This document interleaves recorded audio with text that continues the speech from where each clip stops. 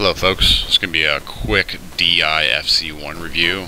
I saw a few reviews around this thing. They didn't seem to do a good job of comparing it to other dots. FYI, I purchased this with my own money. I found this for $350. That's one of the reasons why I also say don't buy it. It's the same price as an MRO.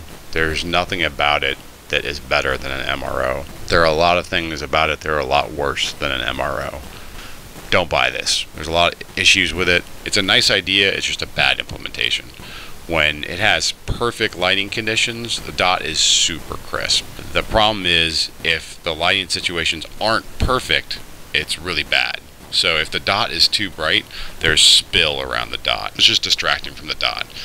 If the background is too bright, the dot is washed out. If the background is the sun, it's actually painfully blinding. Aim points and Trigicons, they'll have the reflection of the sun, but it's not to the point where if I'm looking at the dot, it's actually painful to look at the dot. With the DI, I'm trying to show this in this video, the sun is just blinding and it's painful.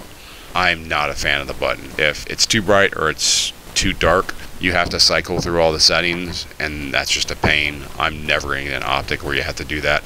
The last issue with this is the mount.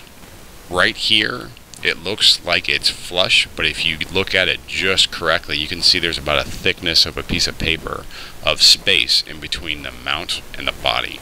Whether you have that riser there or not, that space is still there. So the only point of contact between the mount and the body is these 2 points right here. And if it was something like a Trigicon ACOG, how they mount to the mount, that's fine. There's a lot of surface area there. But for this DI setup, there's very little surface area there, and it doesn't look like it was meant to be that way. It looks like it's the whole thing is supposed to fit together perfectly, and it doesn't. So that would mean that if you had the right kind of jarring, if those screws weren't perfectly tight, that it's going to jar loose. On top of that, the socket head cap screws, they're flatheads, which are really weird and hard to torque. In short, don't buy this thing. Maybe DI will do a revision. They need different coatings on the glass. The mount just needs to be cleaned up. Hope that helps some of you guys. Hope this gets better information out there. That's it. See ya.